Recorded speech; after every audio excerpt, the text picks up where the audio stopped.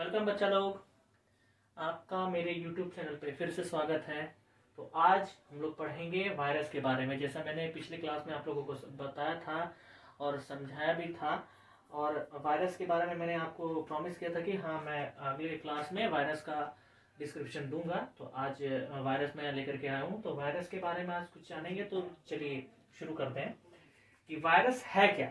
ठीक है, वायरस जो है वो एक ऑर्गेनिज्म है जो सिंपल ऑर्गेनिज्म है, जो बहुत ही छोटा ऑर्गेनिज्म है और सिंपल ऑर्गेनिज्म है, जो कि सिर्फ लिविंग ऑर्गेनिज्म के कांटेक्ट में आने के बाद ही वो क्या होता है, लिविंग हो जाता है। ठीक है, किसी भी लिविंग सेल के कांटेक्ट में आएगा, जैसे कि प्लांट सेल, एनिमल सेल या किसी बैक्टीरिया सेल के अगर कांटेक्ट में आता है तो वो क्या हो जाता है, लिविंग हो जाता है। तो वायरस जो टर्म है सबसे पहले उसको किसने दिया था, उसको दिया था बेरिंग ने। ठीक है, जिसको कब दिया था उन्होंने, 1898 में। क्लियर है। ठीक है, किसने दिया था, बेरिंग ने दिया था। वायरस सबसे पहले जो टर्म यूज किया था, और टर्म यूज नहीं मतलब इंट्रोड्यूस किया था, किसने इंट्रोड्यूस किया था, बेरिंग ने किया था। और कब किया था, 1898 में। ठीक है, तो चलिए आते हैं हम लोग क्या, वायरस के डेफिनेशन के ऊपर। वायरस का डेफिनेशन क्या है कि एक इन्फेक्शियस एजेंट है।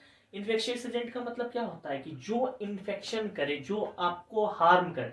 ठीक है, ऐसा ऑर्गेनिज्म जो कि आपके बॉडी को, मतलब हमारा होता है ना, हमारा बॉडी क्या होता है कि एक कंफर्ट जोन में रहता है। ठीक है, कंफर्ट जोन में रहना चाहते हो, कंफर्ट जोन से निकलना नहीं चाहते हो, लेकिन वही कंफर्टेबल जोन जो होता है, हमारा कंफर्ट जो होता है, वो हमारा हट करके हमें अजीब तरीके का डिस्कम्फर्ट लगना शुरू हो जाए, हमारे शरीर में डिस्कम्फर्ट आ जाए, कि हमें जो नॉर्मल स्टेट में, नॉर्मल डेज में हम लोगों को जैसा लगता है कि हाँ हम सही है। ठीक है, जैसे कि अभी मैं अच्छे से पढ़ा रहा हूँ, लेकिन अगर मेरी तबीयत अगर किसी तरह खराब हो जाए तो वो क्या हो सकता है, that is all because of infectious agent, जो कि बाहर से हमारे बॉडी के अंदर एंटर कर जाए और हमारे बॉडी के सिस्टम को डैमेज करते हैं। ठीक है, उसी तरीके के एजेंट्स होते हैं वायरस भी। ठीक है, और वायरसेस क्या होते हैं, बहुत ही छोटे होते हैं, बैक्टीरिया से भी छोटे हो सकते हैं। और ये ऐसे ऑर्गेनिज्म है जिसे हम लोग सिंपली एक माइक्रोस्कोप, सिंपल माइक्रोस्कोप, जो कंपाउंड माइक्रोस्कोप जो यूज करते हैं, उससे हम नहीं देख सकते। ठीक है, इनको देखने के लिए हमें क्या करना होगा, हाईली पावरफुल इलेक्ट्रॉन माइक्रोस्कोप का यूटिलाइजेशन करना पड़ता है। ठीक है, तो अगर अगर वायरस का आपको स्टडी अगर अच्छे से करना है तो उसके लिए इलेक्ट्रॉन माइक्रोस्कोप की जरूरत पड़ती है। ठीक है, अब क्या है कि ये क्या होता है, ये ऐसा वायरस एक ऐसा ऑर्गेनिज्म है जो कि मल्टीप्लाई भी करता है। तो किसमें, लिविंग सेल के अंदर। इसको लिविंग सेल चाहिए, अगर लिविंग सेल नहीं होगा तो ये मल्टीप्लाई नहीं कर पाएगा। ठीक है, उसके बाद अब चलिए, ये डिफिनेशन के बारे में तो समझ गए हम लोग, और अब आते हैं हम लोग इसके कैरेक्टरिस्टिक्स के बारे में। तो कैरेक्टरिस्टिक्स में थोड़ा सा समझाया हूँ, ज्यादा नहीं है। आप लोगों को वायरस के बारे में ज्यादा 11th या 12th में नहीं जानना है, बट मैंने कोशिश किया है कि आपको थोड़ा डिस्क्रिप्शन दे दूं कि हाँ, अगर एग्जामिनेशन में अगर आ जाता है, 11th या 12th के एग्जामिनेशन में अगर लिखने के लिए कुछ भी आ जाए वायरस के ऊपर, तो आप आराम से लिख सको। ठीक है, तो देखिए कैरेक्टरिस्टिक्स क्या है कि नॉन लिविंग स्ट्रक्चर होता है, आपको पता है। अगर कोई भी वायरस यहाँ पे रखा हुआ है तो ये है नॉन लिविंग स्टेट में। बट अगर ये जैसे ही लिविंग ऑर्गेनिज्म, मैंने कहा ना कि लिविंग सेल के कांटेक्ट में जैसे ही आएगा, जैसे ही लिविंग सेल के कांटेक्ट में आएगा, ये तुरंत क्या हो जाएगा, लिविंग हो जाएगा। और जैसे ही लिविंग सेल के कांटेक्ट से हटेगा और वो नॉन लिविंग सेल के कांटेक्ट में आएगा, या नॉन लिविंग कोई भी चीज के कांटेक्ट में आएगा, तो वो नॉन लिविंग में कन्वर्ट हो जाएगा। ठीक है, तो ये समझ में आ गया, ये क्या है, नॉन सेलुलर है। अब नॉन सेलुलर कंपोनेंट्स पता ही है आपको, मैंने पिछले वीडियो में समझाया था कि नॉन सेलुलर क्यों कहलाता है, क्योंकि इसमें कोई भी सेल का एक्टिविटी है ही नहीं, सेलुलर एक्टिविटीज इसमें होते ही नहीं है, सेलुलर ऑर्गेनल्स भी इसमें नहीं होते हैं, तो क्या होगा, ये सेल तो कहलाएगा ही नहीं। ठीक है, तीसरा पॉइंट मैंने मेंशन किया है कि ये इसमें जो न्यूक्लिक एसिड जो तो कोर कंटेन क्या क्या करता है, या तो डीएनए कंटेन करेगा या तो आरएनए कंटेन करेगा। ठीक है, जैसे मैंने पिछले वीडियो में मैंने समझाया था कि ल्यूकोवायरस में दोनों तरीके के डीएनए और आरएनए, लेकिन ये पॉसिबल ही नहीं है। ठीक है, या तो डीएनए प्रेजेंट रहेगा किसी वायरस में, या तो किसी वायरस में आरएनए प्रेजेंट रहेगा। तो अगर डीएनए प्रेजेंट है किसी वायरस में तो उसे हम लोग क्या कहेंगे, डीएनए वायरस। और अगर आरएनए प्रेजेंट है तो उसको हम क्या कहेंगे, आरएनए वायरस। क्लियर है। ठीक है, सिर्फ देखिए यहां मैंने ये भी मेंशन कर दिया है कि दोनों में से सिर्फ एक ही प्रेजेंट रहेगा, या तो डीएनए प्रेजेंट रहेगा या तो आरएनए प्रेजेंट रहेगा। क्लियर? अब देखिए आगे बढ़ते हैं, चौथे पॉइंट पे चलते हैं कि ये क्या है, ये तभी रिप्रोड्यूस कर सकता है जब ये अपने होस्ट सेल के अंदर हो। ठीक है, होस्ट सेल के बाहर ये कुछ भी मेटाबॉलिक फंक्शंस शो नहीं करता है। ठीक है, जब तक इसे लिविंग सेल एक कांटेक्ट में नहीं मिलेगा तब तक ये रिप्रोड्यूस नहीं कर सकता है। ठीक है, उसके बाद हम लोग चलेंगे फिफ्थ पॉइंट पे। फिफ्थ पॉइंट पे क्या है कि वायरस जो होता है वो सेलुलर ऑर्गेनाइजेशन नहीं कंटेन करता है। ठीक है, सेलुलर ऑर्गेनाइजेशन के बारे में मैंने आपको बताया था कि सेलुलर ऑर्गेनाइजेशन तो इसमें होगा ही नहीं, क्योंकि इसमें सेल ऑर्गेनल है ही नहीं, सेल का कोई भी कैरेक्टरिस्टिक्स ये फॉलो नहीं करता है। That's why it is an exception in cell theory. Clear? चलिए अब क्या है ये लास्ट पॉइंट में, इसमें मैंने क्या दिया है, ये बहुत ही इंपॉर्टेंट पॉइंट है कि ये वायरस जो है, ये वायरस ये हमारे नॉन लिविंग और लिविंग ऑर्गेनिज्म के बीच में एक इंटरमीडिएट की तरह काम करता है। ना तो ये लिविंग है और ना ये नॉन लिविंग है। ठीक है, that's why they are known as intermediate between non living and living organisms. Clear? चलिए आगे बढ़ते हैं। अब हम लोग जानेंगे क्या कि टाइप्स ऑफ वायरसेस के बारे में। टाइप्स ऑफ वायरसेस बहुत सारे थे, ठीक है, लेकिन मैंने कुछ कुछ दिए हैं और अगले नेक्स्ट वीडियो में हो सकता है कि मैं आपको वायरसेस और डिफरेंट टाइप्स ऑफ वायरसेस के बारे में बताऊं। ठीक है, तो देखिए टाइप्स ऑफ वायरसेस में क्या है, पहला हम लोग समझेंगे based on the presence of nucleic acid. Nucleic acid जिसमें ज्यादा कैसा न्यूक्लिक एसिड होगा, या तो डीएनए वायरस होगा या तो आरएनए। मतलब न्यूक्लिक एसिड में क्या कंटेन होगा, न्यूक्लियस के अंदर क्या रहेगा, या तो डीएनए रहेगा या तो आरएनए रहेगा। तो अगर डीएनए प्रेजेंट है किसी भी वायरस के, अगर न्यूक्लिक एसिड में डीएनए प्रेजेंट है तो वो किस तरीके का वायरस कहलाएगा, डीएनए वायरस। ठीक है, तो डीएनए वायरस भी दो तरीके के होते हैं। एक होता है सिंगल स्ट्रैंडेड वायरस, जिसका एग्जांपल मैंने दिया है जैसे पार्वो वायरस। पार्वो वायरस के बारे में आप लोगों ने सुना होगा। पार्वो वायरस एक वायरस है जो कि डॉग को इन्फेक्ट करता है जनरली।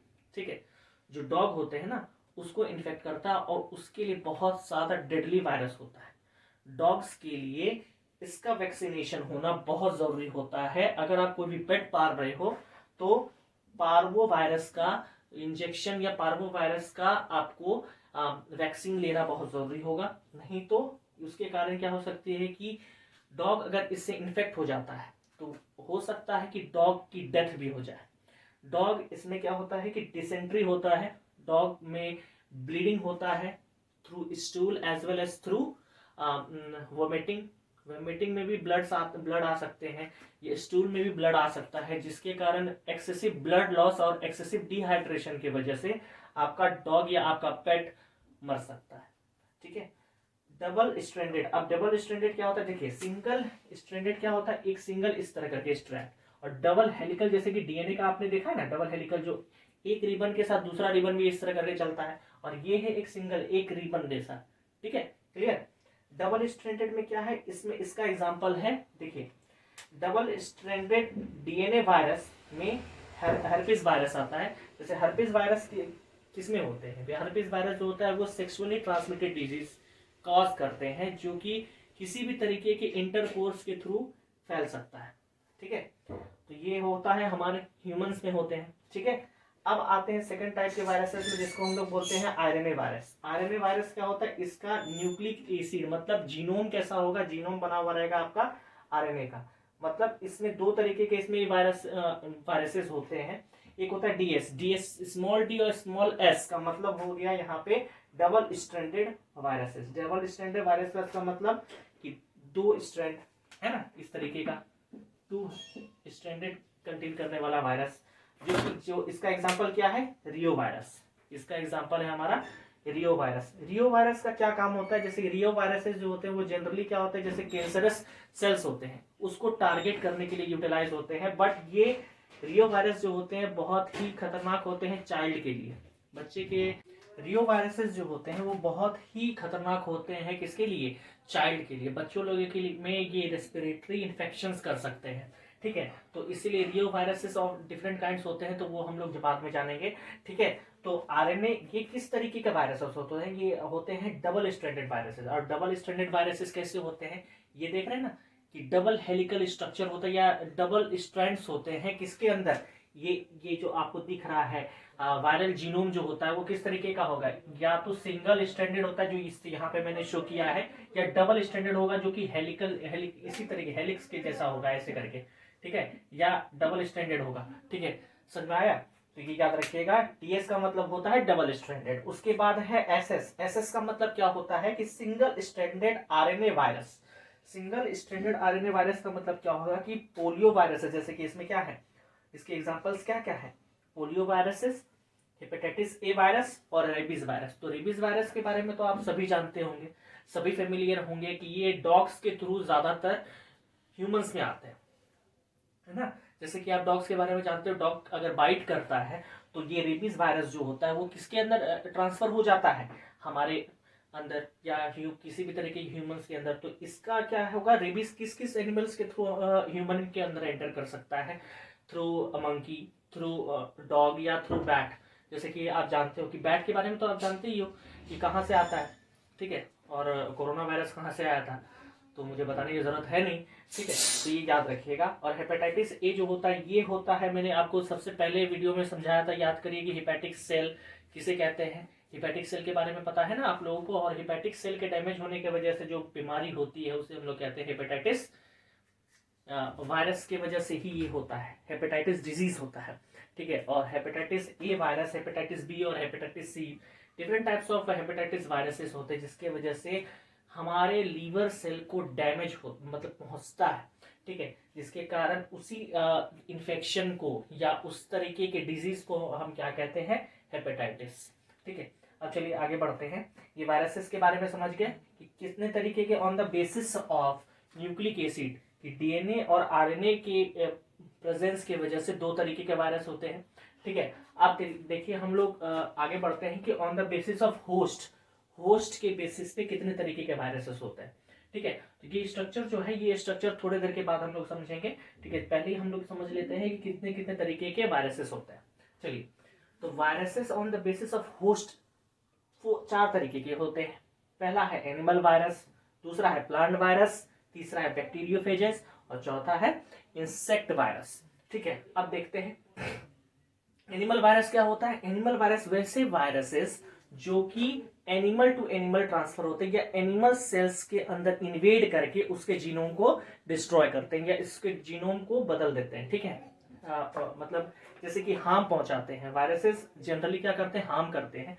जैसे कि एनिमल वायरसेस जैसे रेबीज है, पोलियो है, इन्फ्लुएंजा। जैसे कि इन्फ्लुएंजा आज भी देख रहे हैं कि इन्फ्लुएंजा वायरसेस, एक नया फॉर्म ऑफ इन्फ्लुएंजा वायरस आया है जो कि बहुत ही घातक है, जो कि आपको लगता है कि हाँ सिंपल फीवर है, सिंपल तरीके का बीमारी है, लेकिन वो क्या कर रहा है कि वो जान भी ले सकता है। इन्फ्लुएंजा वायरस जान भी ले सकता है, तो सावधान रहें आप लोग। एनिमल वायरस जो होते हैं जैसे कि रेबीज वायरस, ये क्या एनिमल से, एक एनिमल से दूसरे, जैसे कि डॉग से ह्यूमन में ट्रांसफर हो सकता है। पोलियो भी जो होता है एक तरीके का वायरस होता है जो कि एनिमल टू एनिमल ट्रांसफर होता है। अब प्लांट वायरसेस क्या आते हैं? जैसे कि प्लांट वायरसेस क्या होते हैं? प्लांट वायरसेस का एक एग्जांपल मैंने दिया है, टीएमवी वायरस, मतलब टोबैको मोजैक वायरस। इस तरीके का वायरस क्या है कि क्या है?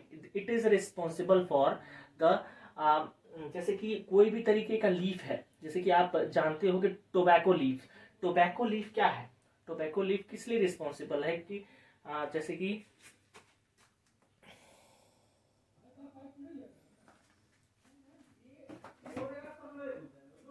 प्लांट वायरसेस के ऊपर आते हैं हम लोग, ठीक है। तो प्लांट वायरसेस क्या होते हैं? ऐसे वायरसेस जो कि प्लांट सेल्स को इन्फेक्ट करते हैं, they are known as plant virus, ठीक है। अब जैसे टोबैको मोजैक वायरस, ठीक है, टीएमवी वायरस जो होता है वो क्या होता है?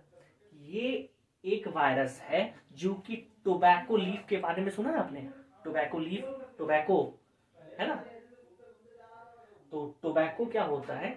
टोबैको के लीव्स जो होते हैं उसको येलोइश कलर देने का रिस्पॉन्सिबिलिटी इसी का होता है, ठीक है।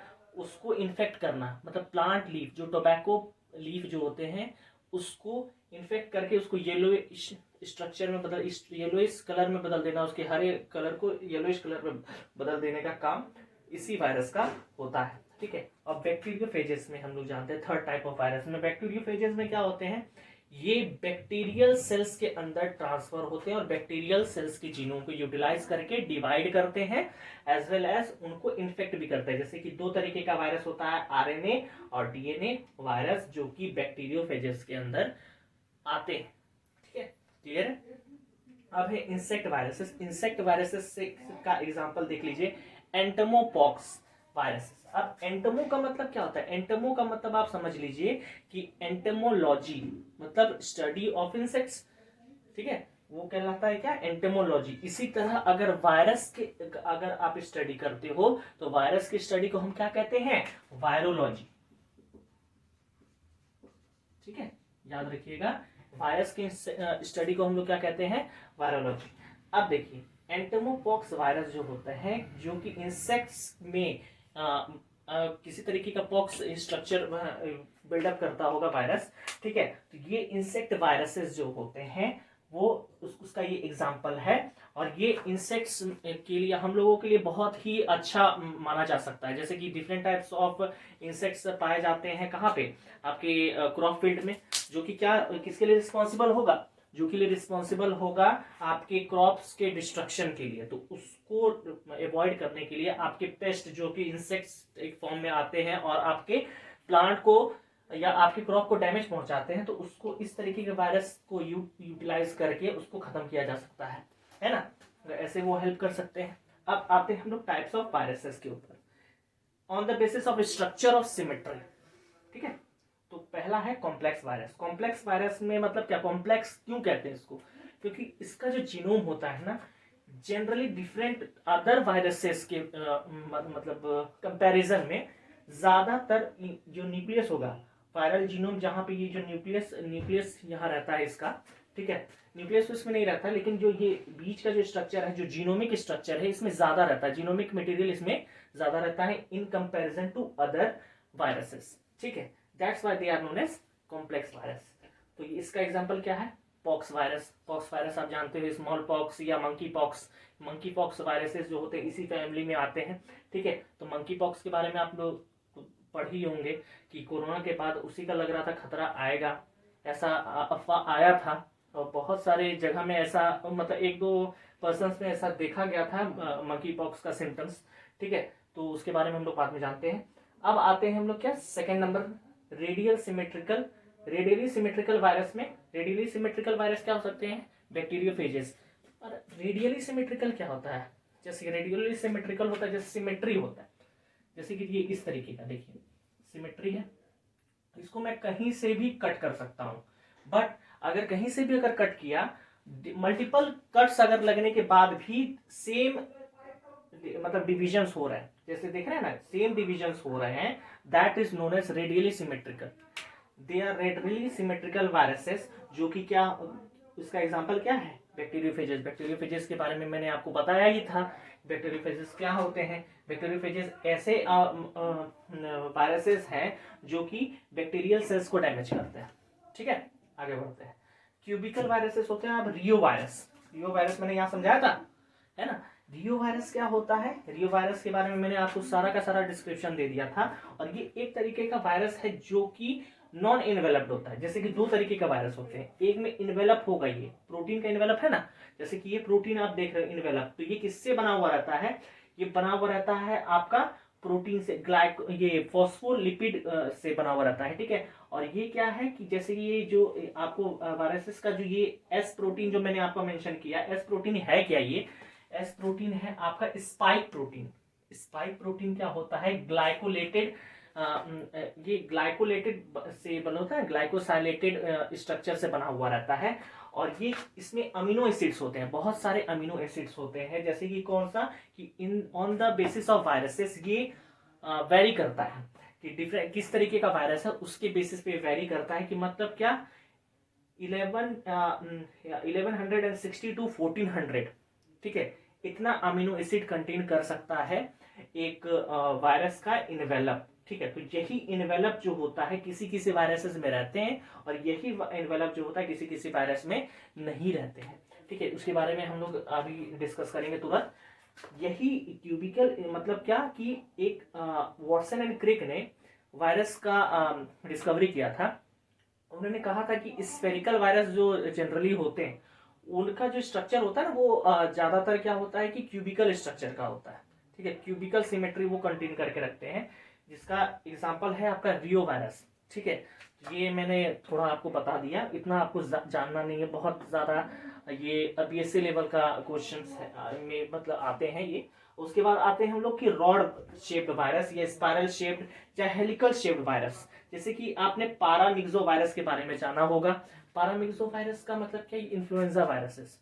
ठीक है, इन्फ्लुएंजा जो बीमारी होती है उसका ये पॉपुलर वायरस है, इन्फ्लुएंजा वायरस कहलाता है, जो कि निमोनिया के लिए, इन्फ्लुएंजा के लिए, जनरली निमोनिया तो आप जानते ही हो, उसके लिए रिस्पॉन्सिबल होता है ये।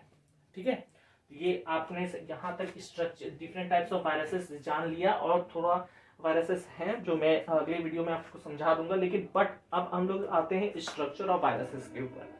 जैसे स्ट्रक्चर क्या होता है वायरस का, जैसे आप देख पा रहे हो ये वाला स्ट्रक्चर इनवेलप है।